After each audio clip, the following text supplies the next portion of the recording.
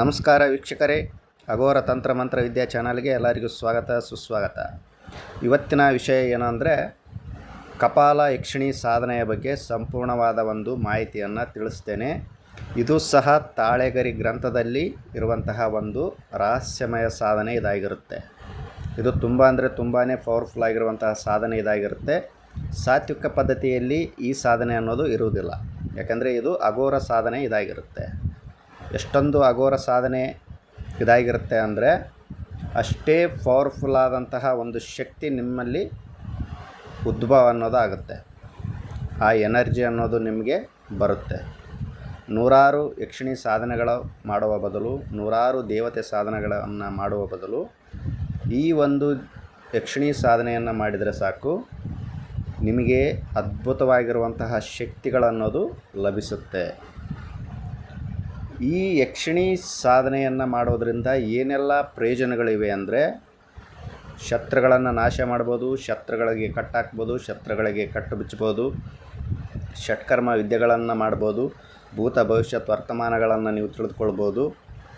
ಆಮೇಲೆ ಈ ಯಕ್ಷಿಣಿ ಸಾಧನೆ, ನೀವು ಏನು ಪ್ರಶ್ನೆಗಳನ್ನು ಕೇಳ್ತೀರಾ, ನೀವು ಏನು ಸಮಸ್ಯೆಗಳನ್ನು ಅದರ ಮುಂದೆ ಇಡ್ತೀರ, ಎಲ್ಲ ಕೆಲಸ ಕಾರ್ಯವನ್ನು ಈ ಒಂದು ಯಕ್ಷಿಣಿಯು ಮಾಡುತ್ತೆ. ಆದರೆ ಈ ಒಂದು ಸಾಧನೆ ಯಾವ ಥರ ಇರುತ್ತೆ ಅಂದರೆ ಅಘೋರ ಸ್ವರೂಪದಲ್ಲಿ ಇರುತ್ತೆ.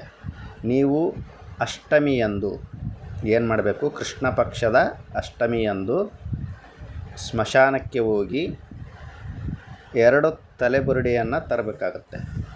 ಸ್ಮಶಾನಕ್ಕೆ ಹೋಗಿ ತಲೆಬುರುಡೆಯನ್ನು ತರಬೇಕಂದ್ರೆ ನಿಮ್ಮ ಹತ್ರ ಭೈರವ ದಿಗ್ಬಂಧನ ಶಕ್ತಿ ಅನ್ನೋದು ಇರಬೇಕು.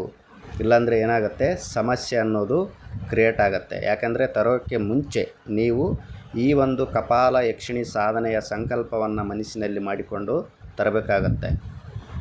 ನೀವು ತರುವಾಗ ನಿಮಗೆ ರಕ್ಷಣೆ ಅನ್ನೋದು ಇರಬೇಕು ಅಂದರೆ ಭೈರವ ದಿಗ್ಬಂಧನ ಶಕ್ತಿ ಅನ್ನೋದು ನಿಮ್ಮ ಹತ್ರ ಇರಬೇಕು.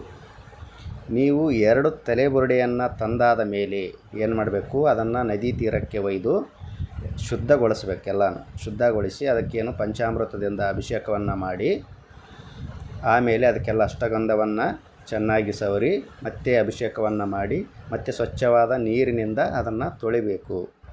ಅದರಲ್ಲಿ ನೀವೇನು ತಲೆಬುರುಡೆಯನ್ನು ತಂದಿರ್ತೀರಲ್ಲ, ಅದು ಒಂದು ಪುರುಷನದ್ದು ಆಗಿರಬೇಕು, ಆಮೇಲೆ ಇನ್ನೊಂದು ಸ್ತ್ರೀಯ ತಲೆಬುರುಡೆ ಆಗಿರಬೇಕು. 2 ಪುರುಷನದ್ದಾಗಿರಬಾರ್ದು ಅಥವಾ 2 ಸ್ತ್ರೀಯ ತಲೆಬುರುಡೆ ಆಗಿರಬಾರ್ದು. ಒಂದು ಸ್ತ್ರೀಯದ್ದು ಇನ್ನೊಂದು ಪುರುಷನದ್ದು ಆಗಿರಬೇಕು. ಸ್ತ್ರೀಯದ್ದು ಏನು ತಂದಿರ್ತೀರ ತಲೆಬುರುಡೆ, ಆ ಒಂದು ತಲೆಬುರುಡೆಯನ್ನು ಸ್ವಚ್ಛಗೊಳಿಸಿದಾದ ಮೇಲೆ ಇಲ್ಲಿ ತೋರಿಸ್ತಿರುವಂತಹ ಬೀಜಾಕ್ಷರ ಮಂತ್ರಗಳನ್ನು ತಲೆಬುರುಡೆಯ ಮೇಲೆ ನೀವು ರಚನೆಯನ್ನು ಮಾಡಬೇಕು. ಕಬ್ಬಿಣದ ಮೊಳೆಯಿಂದ ನೀವು ಮಂತ್ರವನ್ನು ರಚನೆಯನ್ನು ಮಾಡಿ ಏನು ಮಾಡಬೇಕು, ಮತ್ತೆ ಅದಕ್ಕೆ ಅಭಿಷೇಕಗಳನ್ನು ಮಾಡಿ, ಮತ್ತು ಅಷ್ಟಗಂಧವನ್ನು ಸವರಿ, ಮತ್ತು ಸ್ವಚ್ಛವಾದ ನೀರಿನಿಂದ ಅದನ್ನು ಏನು ಮಾಡಬೇಕು, ಚೆನ್ನಾಗಿ ತೊಳಿಬೇಕು.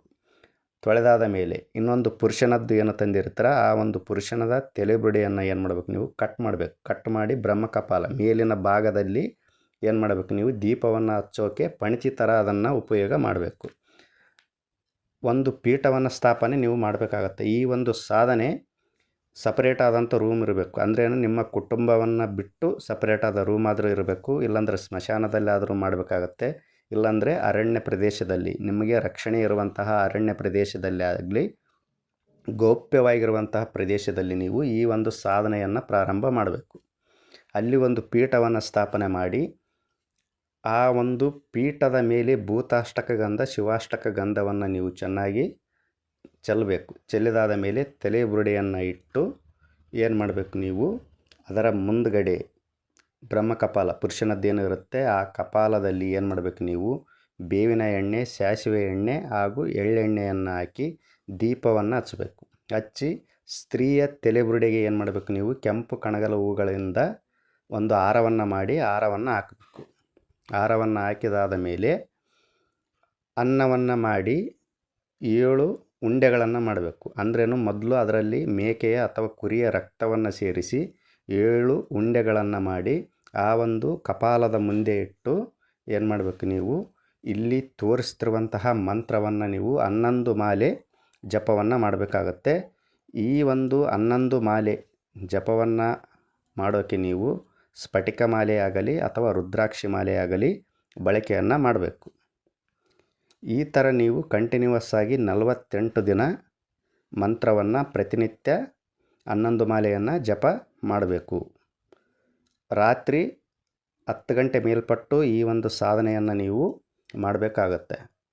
ನೀವು ಕೂಡೋಕೆ ಆಸನವನ್ನು ಕಪ್ಪು ಆಸನವನ್ನು ಬಳಸಿ, ಆಮೇಲೆ ನೀವು ವಸ್ತ್ರಧಾರಣೆ ಸಹ ಕಪ್ಪು ಬಟ್ಟೆಯನ್ನೇ ಧರಿಸಬೇಕು. ಎಲ್ಲ ಸಾಧನೆ ಮುಗಿಯುವವರೆಗೂ ಯಾವುದೇ ಮತ್ತೆ ಬೇರೆ ಕಲರಿನ ಡ್ರೆಸ್ಸನ್ನು ನೀವು ಹಾಕಬಾರ್ದು. ಕಪ್ಪು ಬಟ್ಟೆ ಮೇಲೇ ಇರಬೇಕು. ಅನುಷ್ಠಾನ ಎಲ್ಲನೂ ಕಂಪ್ಲೀಟಾಗಿ ಮುಗಿಯುವವರೆಗೂ ಈ ಥರ ನೀವು ಮಾಡಿದ್ದೇ ಆದರೆ ಕಪಾಲ ಯಕ್ಷಿಣಿಯ ದರ್ಶನ ಅನ್ನೋದು ನಿಮಗಾಗತ್ತೆ. ಆಗ ಆ ಯಕ್ಷಿಣಿಯ ಜೊತೆಗೆ ನೀವು ವಚನವನ್ನು ತೆಗೆದುಕೊಳ್ಬೇಕಾಗತ್ತೆ. ಇಲ್ಲಿ ಮೇನಾಗಿರೋದು ವಚನ ತೆಗೆದುಕೊಳ್ಳುವಂತಹ ಪದ್ಧತಿ. ನೀವು ಇದನ್ನು ಕಲ್ತಿರ್ಬೇಕು. ಮೊದಲು ವಚನವನ್ನು ತೆಗೆದುಕೊಂಡಾದ ಮೇಲೆ ನಿಮಗೆ ಏನಾಗುತ್ತೆ, ಯಕ್ಷಿಣಿಯು ಭೂತ ಭವಿಷ್ಯತ್ ವರ್ತಮಾನಗಳನ್ನು ಹೇಳುತ್ತೆ. ನೀವು ಏನೇ ಕೆಲಸ ಕಾರ್ಯಗಳನ್ನು ಹೇಳಿದರೂ ಸಹ ಅದಕ್ಕೆ ಎಲ್ಲ ಕೆಲಸ ಕಾರ್ಯಗಳನ್ನು ಅದು ಮಾಡುತ್ತೆ. ಎಷ್ಟು ಪವರ್ಫುಲ್ಲಾಗಿರುತ್ತೆ ಅಂದರೆ ಇದು ಈ ಒಂದು ನೀವು ಸಾಧನೆ ಮಾಡಿದರೆ ದೇವತಾ ಸ್ವರೂಪ ನೀವು ಆಗ್ತೀರ. ಅಷ್ಟೊಂದು ಪವರ್ಫುಲ್ ಆದಂಥ ಶಕ್ತಿಯನ್ನು ಇದು ನೀಡುತ್ತೆ. ಈ ಒಂದು ಶಕ್ತಿಯ ಮೂಲಕ ನೀವು ಏನಾದರೂ ಪ್ರಯೋಗ ಮಾಡಿದರೆ ಅದರ ತೀವ್ರತೆ ಅನ್ನೋದು ಭಾಳಷ್ಟು ಇರುತ್ತೆ. 1000ಕ್ಕೆ 1000% ಅದರ ಒಂದು ತೀವ್ರತೆ ಅನ್ನೋದು ಇರುತ್ತೆ. ಪವರ್ಫುಲ್ಲಾಗಿ ಕೆಲಸ ಅನ್ನೋದು ಮಾಡುತ್ತೆ. ನೀವು ಈ ಸಾಧನೆ ಮುಗಿದಾದ ಮೇಲೆ ಇದರ ಮೂಲಕ ನೀವು ಏನೇ ಕೆಲಸ ಕಾರ್ಯಗಳನ್ನು ಮಾಡಿಸ್ಬೇಕಾದ್ರೂ ಸಹ ನೀವು 100 ಬಾರಿ ಆಲೋಚನೆಯನ್ನು ಮಾಡಬೇಕು. ತಾಳ್ಮೆ ಶಕ್ತಿಯಿಂದ ಆಲೋಚನೆಯನ್ನು ಮಾಡಿ ನೀವು ಆ ಕಾರ್ಯವನ್ನು ಮಾಡಿಸ್ಬೇಕು. ಯಾಕೆಂದರೆ ನೀವು ಏನಾದರೂ ದುಡುಕಿ ಮಾಡಿಸಿದರೆ ಸಾಧನೆ ಆ ಕೆಲಸವನ್ನು ಏನಾದರೂ ಮಾಡಿಸಿದರೆ ಮತ್ತೆ ಮರಳಿ ಬರಲ್ಲ ಅದು. ಆದ ಕಾರಣ ನೀವು ತಾಳ್ಮೆಯಿಂದ ಆಲೋಚನೆ ಮಾಡಿ ಈ ಒಂದು ಕೆಲಸ ಕಾರ್ಯವನ್ನು ನೀವು ಮಾಡಿಸ್ಬೇಕಾ ಅಥವಾ ಮಾಡಿಸ್ಬಾರ್ದಾ ಅನ್ನೋದನ್ನು ತಿಳ್ಕೊಬೇಕು. ನೀವು ತಿಳ್ಕೊಂಡಾದ ಮೇಲೆ ಯಕ್ಷಿಣಿಗೆ ನೀವು ಆವಾಹನೆಯನ್ನು ಮಾಡಿ ಕೆಲಸವನ್ನು ಹೇಳಿದ್ರೆ ಅದು ಏನು ಮಾಡುತ್ತೆ, 5 ನಿಮಿಷದ ಒಳಗಡೆ ಮಾಡ್ಕೊಂಡು ಬರುತ್ತೆ. ಅಷ್ಟೊಂದು ಪವರ್ಫುಲ್ಲಾಗಿರುತ್ತೆ. ನೀವು ಎಲ್ಲಿಗೆ ಹೋಗ್ಬೇಕಂತೀರ ಅಲ್ಲಿಗೆ ಅದು ತಕ್ಷಣದಲ್ಲಿಯೇ ಕರೆದುಕೊಂಡು ಹೋಗಿಬಿಡುತ್ತೆ. ನೀವು ಯಾವ ಊರಿಗೆ, ಯಾವ ರಾಜ್ಯಕ್ಕೆ, ಯಾವ ಒಂದು ಕಂಟ್ರಿಗೆ ಹೋಗ್ಬೇಕಂತೀರ ಆ ಕಂಟ್ರಿಗೆ ತಕ್ಷಣದಲ್ಲೇ ಕರೆದುಕೊಂಡು ಹೋಗುವಂಥ ಶಕ್ತಿ ಈ ಒಂದು ಕಪಾಲ ಯಕ್ಷಿಣಿಯಲ್ಲಿ ಇರುತ್ತೆ. ತುಂಬ ಅಂದರೆ ತುಂಬಾ ಪವರ್ಫುಲ್ಲಾಗಿರುವಂಥ ಸಾಧನೆ ಇದಾಗಿರುತ್ತೆ. ಇಂತಹ ರಹಸ್ಯಮಯ ವಿಚಾರಗಳನ್ನು, ದೇವತಾ ಸಾಧನೆಗಳನ್ನು, ಮಂತ್ರಗಳನ್ನು, ತಂತ್ರಗಳನ್ನು ನೀವು ತಿಳಿದುಕೊಳ್ಬೇಕಂದ್ರೆ ನಮ್ಮ ಚಾನಲನ್ನು ನೀವು ಸಬ್ಸ್ಕ್ರೈಬ್ ಮಾಡಿ, ಲೈಕ್ ಮಾಡಿ ಹಾಗೂ ಶೇರ್ ಮಾಡಿ. ಎಲ್ಲರಿಗೂ ಒಳ್ಳೆಯದಾಗಲಿ. ಧನ್ಯವಾದಗಳು. ಜೈ ಕಾಲಭೈರವಾಯ ನಮಃ.